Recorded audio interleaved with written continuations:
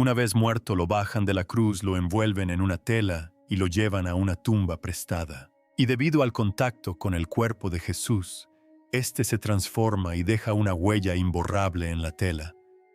En 2015, en un laboratorio de genética ultra limpio de la Universidad de Padua, el profesor Gianni Barcaccia y su equipo descubrieron algo que jamás se habría encontrado: un código de ADN secreto oculto en la sábana santa de Trinidad, la tela que millones creen que envolvió el cuerpo de Jesucristo tras la crucifixión. Durante siglos, el debate fue sencillo: o la sábana santa era una falsificación medieval o era auténtica. Se suponía que el ADN lo resolvería. El ADN europeo significaba falsificación, el ADN de Oriente Medio, autenticidad. Pero cuando los ordenadores de Barcaccia terminaron de decodificar millones de secuencias de nucleótidos y el mapa genético final apareció en pantalla, su equipo se quedó en silencio, porque el código secreto no apuntaba a una sola persona, un solo país o un solo continente. Apuntaba a todas partes. El ADN, mapeado en esa tela, reveló un recorrido tan vasto y preciso que no pudo haber sido plantado, ni falsificado, ni explicado por ninguna teoría jamás propuesta. Esto fue lo que encontraron, el rostro que nadie debía ver. Para entender por qué ese ADN destrozó todas las teorías existentes, debemos comenzar con la noche en que la sábana santa reveló por primera vez lo que ocultaba. 28 de mayo de 1898, in Italia. Un abogado y fotógrafo aficionado llamado Sacondopia recibió un permiso excepcional del rey Umberto I para fotografiar la reliquia durante una exposición pública. La fotografía era un trabajo arduo en aquella época, lento, técnico e implacable. Pia cargó una cámara casi del tamaño de una maleta sobre un andamio dentro de la catedral. Usando flashes de magnesio para iluminar el oscuro interior, expuso 2 grandes placas de vidrio. A altas horas de la noche, solo en su cuarto oscuro, iluminado únicamente por el tenue resplandor de una lámpara de seguridad roja, Pia sumergió una de las placas en los químicos de revelado. Al materializarse la imagen, sus manos comenzaron a temblar. Estuvo a punto de dejar caer el vaso. Lo que se formaba ante sus ojos no debería existir en el negativo fotográfico, donde la luz se convierte en oscuridad y la oscuridad en luz. Apareció un rostro nítido y de alto contraste. Unos ojos hundidos se cerraron suavemente. Una nariz rota, un bigote y una barba bifurcada y un hematoma en la mejilla. Por primera vez en la historia, la figura oculta tras el lino no era una tenue sombra. Era claramente un hombre sereno, digno, pero marcado por un sufrimiento extremo. Ahora bien, aquí está el detalle. Existe una sensación de urgencia por trasladar el cuerpo de Jesús del lugar de la ejecución al lugar de sepultura. Cualquier imagen normal se comporta de forma predecible como un negativo. La luz se convierte en oscuridad, la oscuridad en luz. Y el resultado parece distorsionado, antinatural. Pero la sábana santa rompió todas las reglas. Fotografiada como un negativo, parecía una fotografía auténtica de un ser humano real. Lo que el ojo humano ve en la tela ya es un negativo.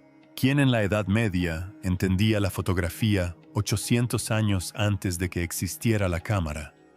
¿Quién podría crear una imagen negativa impecable, sin forma de ver, comprobar o confirmar el resultado? Nadie. El ojo humano no puede ver el mundo en negativo, y mucho menos reproducirlo con un control preciso de la luz y la sombra. Ningún artista, ningún científico, ningún erudito vivo en aquel entonces poseía el conocimiento para siquiera concebir tal cosa, y mucho menos para ejecutarla a la perfección en un trozo de lino. Esta fue la primera grieta en el muro del escepticismo. La sábana santa no se comportaba como una pintura. Se comportaba como una placa fotográfica capturando un instante en el tiempo. Y esa constatación provocó un estremecimiento en todas las disciplinas que posteriormente entrarían en contacto con esta tela. Si esto ya te está enganchando, suscríbete porque el ADN era solo la mitad del secreto. La otra mitad es algo que nadie vio venir. Pero esa fotografía, eso fue solo el preludio. La verdadera bomba se escondía entre el polvo. Y cuando finalmente la descifraron, incluso los escépticos se quedaron sin palabras. El ADN que no debería existir. En el siglo XXI, la especulación finalmente dio paso a algo mucho más difícil de refutar: la genética, la física de altas energías, la espectroscopia y el análisis molecular forense. Los científicos dejaron de tratar la sábana santa como una reliquia sagrada y comenzaron a considerarla como la escena de un crimen, una bóveda de datos biológicos que preservaba silenciosamente 2000 años de historia. En 2015, el equipo de genetistas y biólogos del profesor Barcacha obtuvo un acceso sin precedentes a la reliquia. Su objetivo no era encontrar el ADN de Dios. La ciencia no tiene un modelo para saber cómo debería ser tal rastro. Querían reconstruir la historia de la tela misma, por dónde había viajado, quién la había tocado, quiénes la habían sostenido a lo largo de los siglos. Esto nos deja con la posibilidad muy real de que estemos hablando de una tela del siglo I. Utilizando dispositivos de microaspiración estériles, equipados con filtros ultrafinos, recolectaron polvo microscópico, polen y fragmentos orgánicos de las profundidades entre los hilos de la urdimbre y la trama. Espacios donde el material antiguo puede permanecer sellado durante miles de años. Y lo más sorprendente es que se centraron específicamente en el ADN mitocondrial. Y por una razón crucial, a diferencia del ADN nuclear, el ADN mitocondrial existe en cientos de copias por célula. Se transmite exclusivamente por vía materna y sobrevive mucho más tiempo en material antiguo. Es esencialmente un GPS biológico, un marcador potente y fiable del origen geográfico, el movimiento de poblaciones y la migración humana. Si alguna información genética hubiera sobrevivido dentro de esas fibras a lo largo de 2 milenios, este era el método para encontrarla. Durante semanas, las computadoras trabajaron sin parar, decodificando millones de secuencias de nucleótidos y comparándolas con bases de datos genómicas globales que representan poblaciones de todo el mundo. Luego aparecieron los mapas finales en la pantalla. Haplogrupos, linajes ancestrales, orígenes geográficos. El laboratorio quedó en silencio. Nadie hablaba. El equipo de Baraka observaba unos datos que desmentían todas las predicciones que habían hecho. Esta no era la huella genética de un solo individuo. Era algo mucho más complejo, algo que nadie había anticipado. Los hallazgos publicados en la prestigiosa revista Scientific Reports causaron gran revuelo en la comunidad científica. Esto es lo que esperaban. Si la sábana santa fuera una falsificación medieval, creada en Francia, el ADN europeo debería haber predominado abrumadoramente. Si fuera una reliquia auténtica de Jerusalén, el ADN de Oriente Medio debería haber predominado. Ninguna de las dos cosas sucedió. Primer hallazgo, Oriente Medio. Grupos haplotípicos comúnmente asociados con los Druze, una comunidad muy unida e históricamente aislada en Israel, Jordania, Líbano y Siria, cuya genética apenas ha cambiado en milenios. Eso por sí solo era significativo, un poderoso marcador de origen geográfico que proporcionaba una sólida evidencia de una conexión directa con Oriente Medio que se remontaba a siglos atrás. Pero luego llegó el segundo hallazgo. Europa Occidental, grupos haplotípicos U5b y H1AH, 3 consistentes, con siglos de manipulación europea. Las pobres monjas clarividentes que la repararon la casa de Seavoy, que la poseía, innumerables peregrinos que la veneraron a lo largo de los siglos. Bien, eso tenía sentido. Se podía explicar, pero aquí es donde la cosa se pone interesante. Tercer hallazgo, África del Norte y del Este. El haplogrupo L3 apuntaba a Egipto y Etiopía. Fue inesperado, profundamente fascinante. Sugería un contacto directo con algunas de las primeras comunidades cristianas del continente africano. La sala quedó en shock. Cuarto hallazgo, Asia Meridional. Grupos HL o M39, M56 y R8. Marcadores genéticos típicos del subcontinente indio. Ahora el equipo se miraba fijamente. Y entonces llegó el quinto hallazgo, el que nadie pudo procesar. Asia Oriental, grupos Hapla D4 y G2. Comúnmente asociados con China. India-África. Europa, Oriente Medio, todo plasmado en un antiguo tejido. Reflexionemos un momento. ¿Pero cómo? ¿Y si no fue un falsificador quien lo escribió? ¿Quién lo hizo? La respuesta se escondía en una ruta ancestral que la mayoría de los eruditos ya habían descartado como mito. Un mundo escrito en un tejido. Ahora presten mucha atención a esto. Ningún artesano medieval que trabajara en una abadía francesa alrededor de 1350 podría haber recolectado material genético de China, India y África Oriental. Si te metes con nosotros, si te metes con el Imperio Romano, esto es lo que te pasará. Morirás y morirás horriblemente y en público.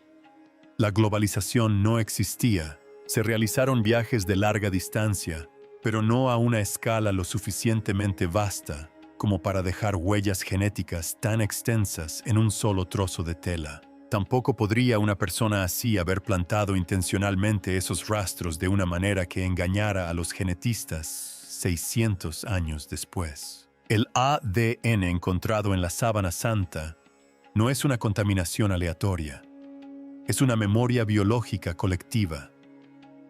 Pero aquí está la cuestión.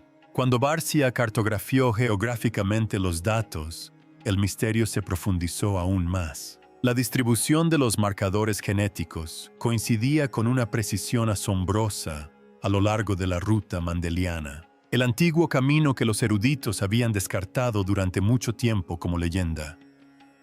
Según fuentes bizantinas, sirias y árabes tempranas, la Sábana Santa estaba doblada de tal manera que solo se veía el rostro, una forma llamada tetradiplolón, y se exhibía dentro de un marco especial. Esta reliquia no permaneció en un solo lugar y ciertamente no comenzó en Europa. Su viaje comenzó en Jerusalén. De allí se trasladó a Edesa en el siglo II, donde la Sábana Santa permaneció oculta dentro de las murallas de la ciudad durante siglos. Y aquí es donde se vuelve fascinante. Edesa se encontraba en una de las encrucijadas más importantes del mundo antiguo. La gran ruta de la seda. Caravanas de China cargadas de seda. Comerciantes de la India que transportaban especias. Diplomáticos persas. Comerciantes árabes. Peregrinos de todos los rincones del mundo conocido. Y muchos de ellos venían a venerar la imagen que se creía que protegía a Edesa. Se acercaban, besaban su estuche, tocaban la tela, y con cada encuentro rastros microscópicos, células de la piel, fragmentos de cabello, gotas de sudor, se depositaban en la tela capa tras capa, siglo tras siglo. El ADN de todo el mundo antiguo se acumulaba en su superficie como polvo invisible. El viaje no terminó ahí. De Edesa a Constantinopla en el año 944 d.C., la mayor megaciudad del mundo antiguo, donde convergían personas de todas las razas y culturas. Luego, en 1204, durante la Cuarta Cruzada, la ciudad fue saqueada violentamente. La sábana santa desapareció.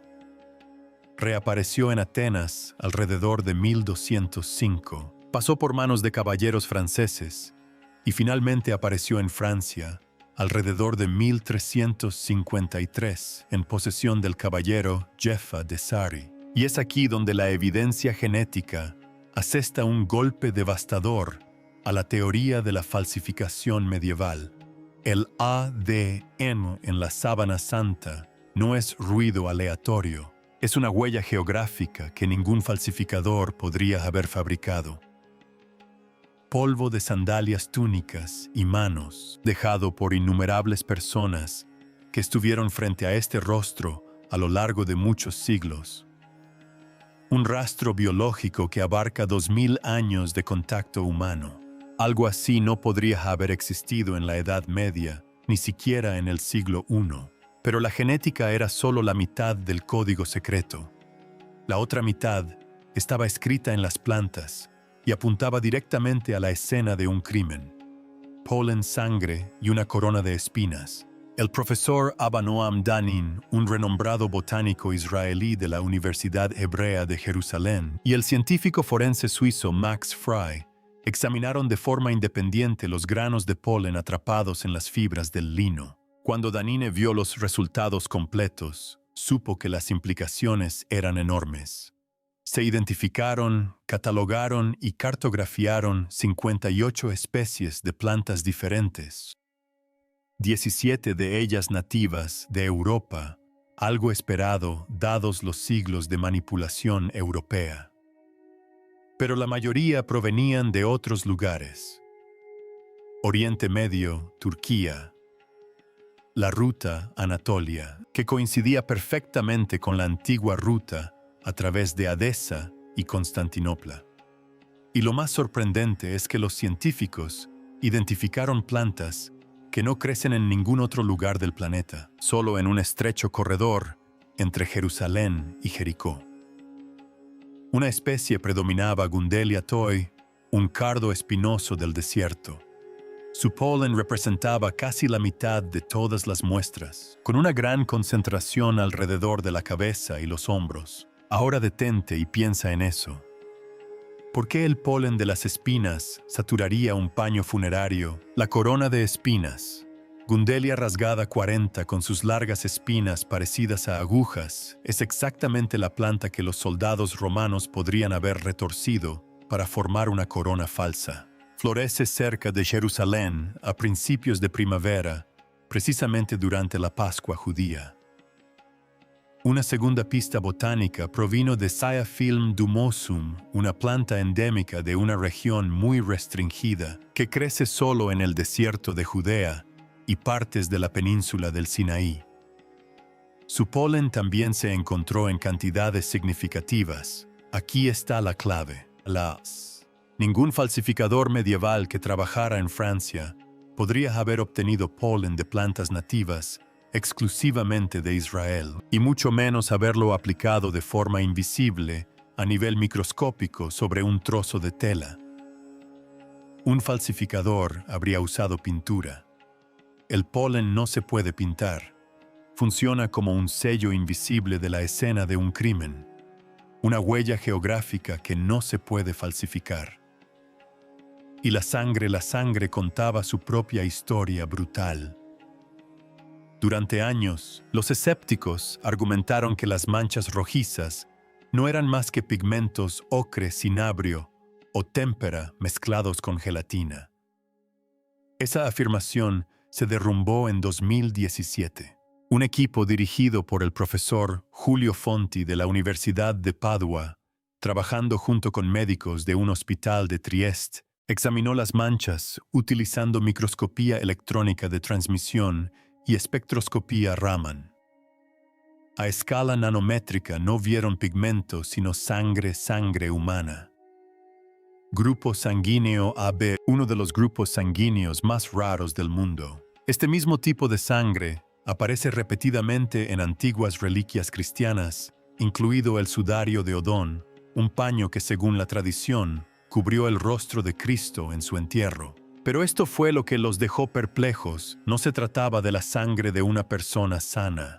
En su interior, los científicos detectaron nanopartículas de creatinina y ferritina unidas a la hemoglobina. Estas concentraciones extremas se producen únicamente bajo un conjunto específico de condiciones: traumatismo fatal catastrófico, tortura prolongada combinada con deshidratación y destrucción muscular masiva. Jesús tarda aproximadamente 6 horas en morir. Una vez muerto, lo bajan de la cruz y lo envuelven en una tela. Cuando el tejido muscular se daña repetidamente, un proceso conocido como rhabdomiólisis, la creatinina inunda el torrente sanguíneo en cantidades enormes y la sangre conservada en la tela registró precisamente eso. Esto no es simbolismo, es una huella bioquímica de agonía. El hombre envuelto en esta tela fue golpeado hasta un estado físico ya incompatible con la vida, incluso antes de que comenzara la crucifixión. Evidencia de más de 100 golpes consistentes con la flagelación romana, usando la sala de banderas, látigos de cuero con pesas de plomo incrustadas y ahora esto. Dado que este detalle aún atormenta a los investigadores, la sangre permaneció roja, lo cual debería ser imposible para la sangre antigua. Normalmente, la sangre vieja se oscurece a marrón o negro en cuestión de semanas. Pero el análisis científico reveló niveles inusualmente altos de bilirrubin, una sustancia liberada por el hígado durante el estrés extremo y el trauma severo. Bilirrubin conserva el color rojo de la sangre. Durante siglos, la sangre de un hombre torturado permanece roja. No es misticismo, es bioquímica. Bajo un estrés insoportable, un pintor puede imitar la apariencia de una herida.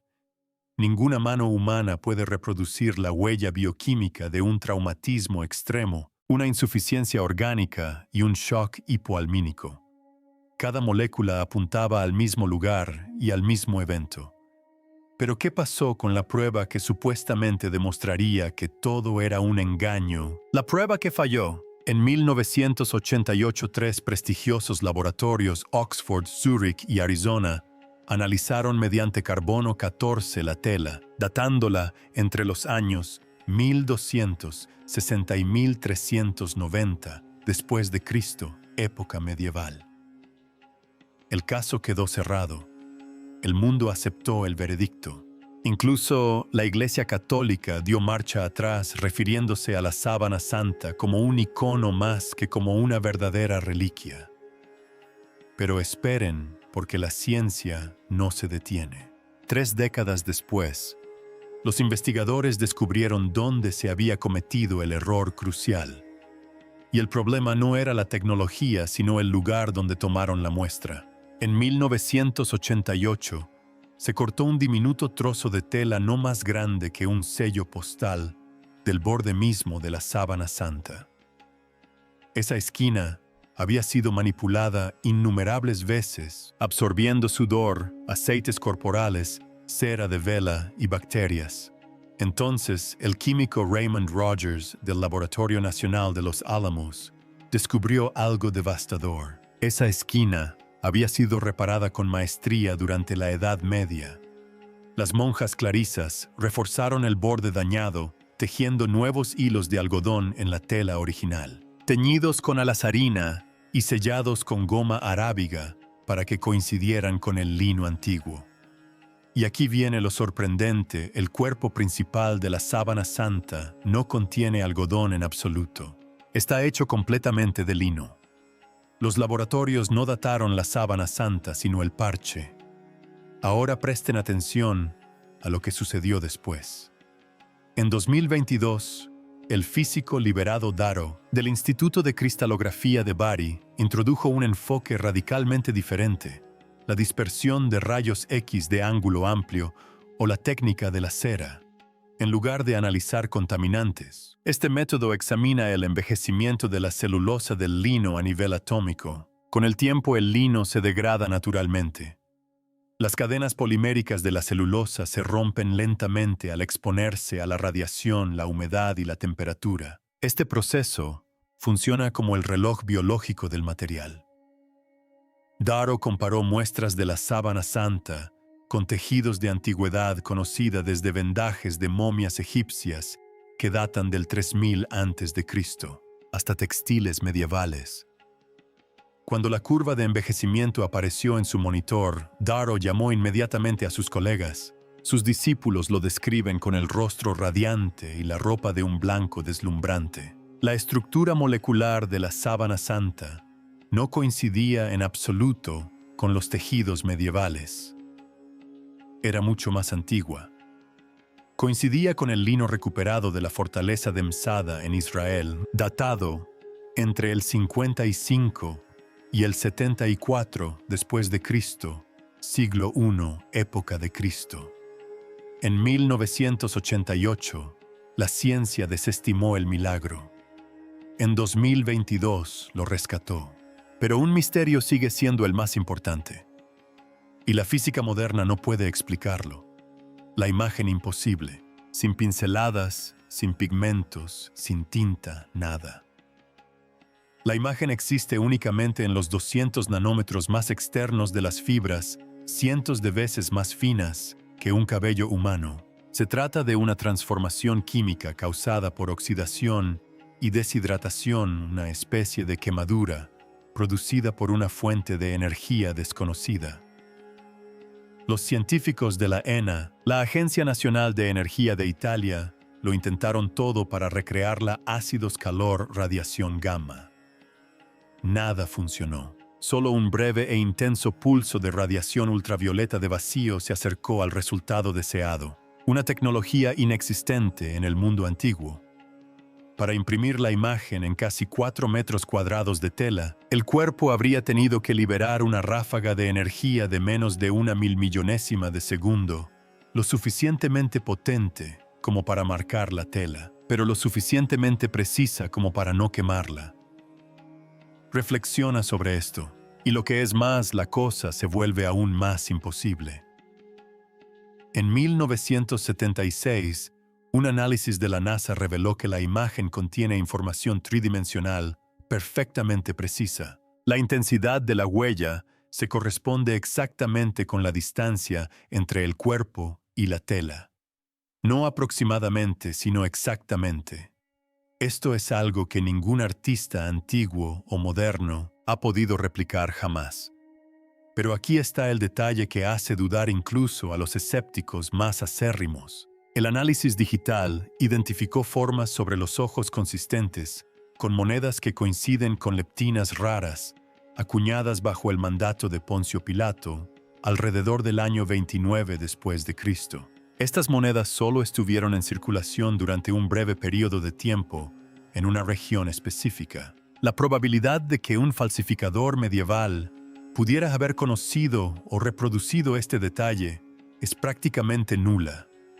Y la cosa no termina ahí. Los clavos atraviesan las muñecas, no las palmas, exactamente como predice la ciencia forense para la crucifixión. Todas las pinturas medievales se equivocan en esto. Absolutamente todas. Los artistas representaban las uñas atravesando las palmas porque así lo suponían. Pero la sábana santa muestra la posición anatómicamente correcta. Incluso se aprecian las respuestas nerviosas, como la retracción de los pulgares, causada por el daño de las uñas, al nervio mediano, un detalle que ningún artista medieval podría haber conocido. Capa tras capa la biología, la química, la física, la geología y la numismática convergen en una ciudad y un breve lapso de tiempo. Jerusalén. Entre los años 30 y 33 después de Cristo, ocurrió algo inexplicable. Un falsificador medieval habría necesitado falsificar un negativo fotográfico siglos antes de la invención de la fotografía. Incrustar polen de plantas que solo se encuentran entre Jerusalén y Jericó.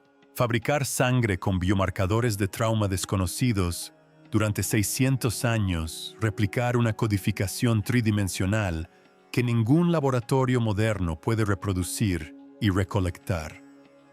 ADN de China, India, África y Oriente Medio. Todo esto en una abadía francesa con una vela y un pincel. La sábana santa no es una pintura. Es un registro forense de un ser humano real, un archivo biológico, un testigo silencioso de un momento que cambió la historia de la humanidad. El código secreto de ADN, trazado en sus fibras, narra un viaje de 2000 años que ningún falsificador podría haber escrito. Así pues, la pregunta es: ¿crees que la ciencia algún día explicará lo que ocurrió dentro de esa tumba? ¿O hay eventos que escapan al alcance de cualquier instrumento que construyamos? Deja tu respuesta en los comentarios. Y si esto cambia tu perspectiva sobre la sábana santa, suscríbete, porque lo que vamos a descubrir a continuación es aún más difícil de explicar.